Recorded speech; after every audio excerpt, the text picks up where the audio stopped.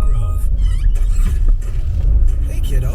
I thought you were shoveling. The Rogers Wrapped in Red event. Streaming a movie? Out here? The Rogers Wrapped in Red event. Must be that extra data I got you. The Rogers Wrapped in Red event. Wait. I love this part of the movie. The Wrapped in Red event. Unwrap our biggest deals of the season with mobile plans from $60 a month. Great gifts for them, great deals for you. Visit Rogers.com or a store near you for details. Hi, I'm Gord Howie, CEO of Coast Appliances. We're having a Black Friday sale, so come take advantage of our exclusive offers. Arbor's getting FOMO. FOMO? What's FOMO, Olivia? Fear of missing out, Grandpa. Okay, Coast offers unbeatable prices. The base Black Friday sale is on now, with savings of up to 60% off, including clearance. Get amazing deals on all your favorite brands, like Free People, Mango, Sorel, Blendtec, Dior fragrances, and more. Plus, new offers are dropping every day, and they only last 24 hours. So head over to your local Hudson's Bay store or thebay.com so you don't miss out. Get ahead of your holiday shopping with offers on his belief he did no wrong. I am absolutely serene and confident that I made the right choice. Prime Minister Justin Trudeau showing not a shred of regret, appearing before the public inquiry examining his government's unprecedented decision to invoke the Federal Emergencies Act, a move that to him was needed to dislodge anti-mandate protesters who had dug in. People were well aware of the opinions and concerns and perspective of those individuals. But it was clear that it wasn't that they just wanted to be heard. They wanted to be obeyed.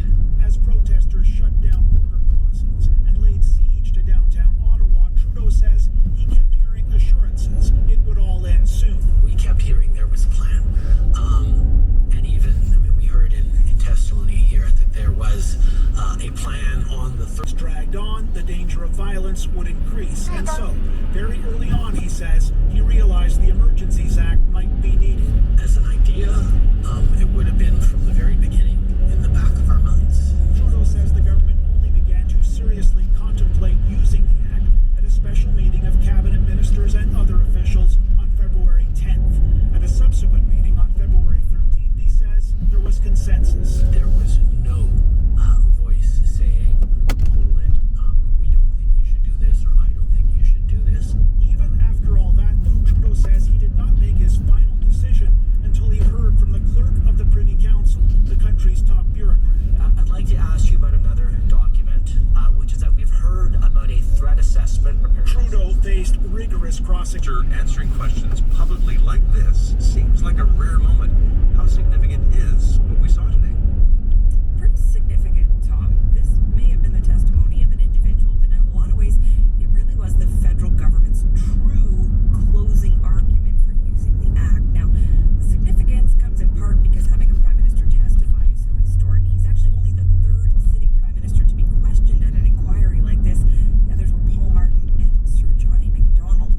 But it's also because Justin Trudeau was ultimately the one who had to make the call, carefully engaging with the questions. He was obviously trying to embody what he wants to communicate to Canadians, and you heard it in Tom Perry's piece that he was serene and confident about deciding to use the act. So in the end, what was at stake here for the Prime Minister? Well, listen, certainly the government would like the commissioner to decide that the Emergencies Act was required, but even Justin Trudeau's political in the inquiry, which has shown that things were a mess in many ways. In some ways, the more politically sensitive issue for him here is the question of whether he personally has been divisive. When questioned by a convoy lawyer today, he denied her accusation that he called the protesters names. I did not call people who were unvaccinated names. I highlighted there's a difference between people who are hesitant to get vaccinated for any range of reasons and people who deliberately spread misinformation. It will be enough for most Canadians. Tom? Catherine, thanks for this. You're welcome. Catherine Cullen is the host of CBC Radio's The House,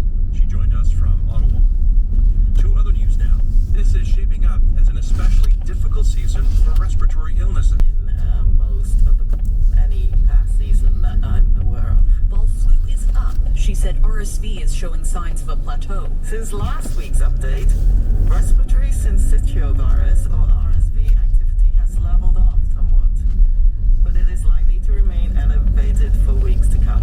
This surge in respiratory illness is expected to send even more children and adults into already strained Canadian hospitals. Dr. Brian Conway is medical director of the Vancouver Infectious Diseases Centre. I think the respiratory virus season will be the most challenging since before the pandemic. Particularly for young kids. So children are at significant risk, especially since there hasn't been any flu around for the past 2 years. So that community-based immunity that would have occurred as a result of just the virus circulating in the High demand. Pharmacist El Sarafi warns supplies aren't lasting long. I will be out in a couple hours. I've already sold a couple. Have only 3 or 4 left. So I would say by the end of the day, this will be all done. Just one sign of how many Canadians are getting sick all at once. Lauren Pelly, CBC News, Toronto.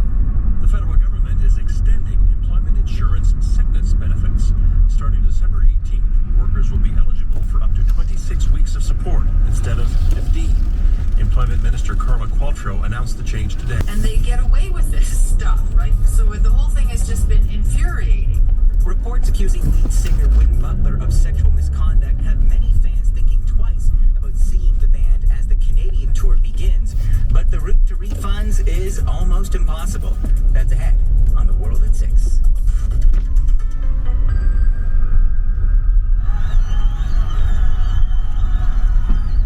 Video from Iran posted online shows a crowd of anti-government protesters marching by the thousands in the southeastern city of Zahedan. A UK-based human rights turmoil in Iran is now in its 9th week. Far from those demonstrations at the FIFA World Cup, Iran picked up its first win, beating Wales 2-0. But there is no escaping what's happening off the field. Fans keep showing support for the protesters, denouncing not only the Iranian regime, but the men's team too. CBC's Thomas Dagg has more from Qatar. Iranians and Welsh soccer fans descended onto Bin Ali Stadium. Some were they shared this video showing officers telling them to cover up. FIFA doesn't tolerate political statements, and host Qatar maintains cordial ties with Tehran. Now the tournament is proving to be the latest flashpoint in Iran's spiraling crisis, spurred by the death of Mahsa Amini, then worsened by the security forces' deadly crackdown on demonstrations. We can't just enjoy our life while we know those human beings are being killed. Armin Jabari wishes the team on the pitch would do more to show support for demonstrators. Those are the public figures. They have responsibility for Cup contention after just 6 days. The Qataris lost their first 2 games, including today's 3-1 defeat by Senegal. A draw between the Netherlands and Ecuador made it impossible for them to advance out of their group. It is the earliest the host country has been eliminated in the 92-year history of the tournament.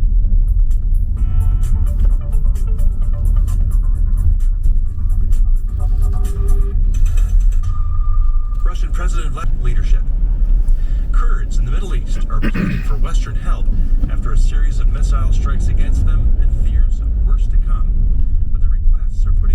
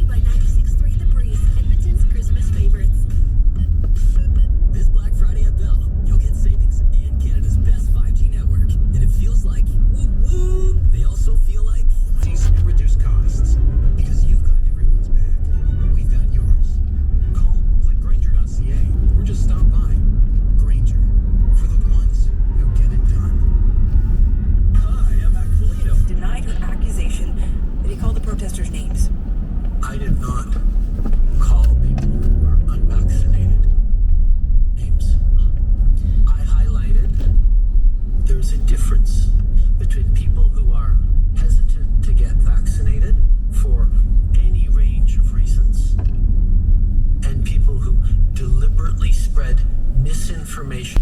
It will be enough for most Canadians. Tom? Catherine, thanks for this. You're welcome. Catherine Cullen is the host of CBC Radio's The House. She joined us from Ottawa. To other news now.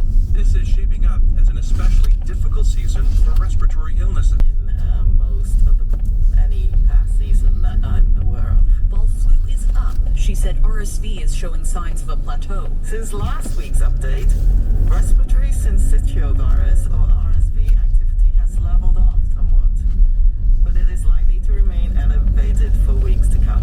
This surge in respiratory illness is expected to send even more children and adults into already strained Canadian hospitals. Dr. Brian Conway is medical director of the Vancouver Infectious Diseases Centre. I think the respiratory virus season will be the most challenging since before the pandemic, particularly for young kids. So children are at significant risk, especially since there hasn't been any flu around.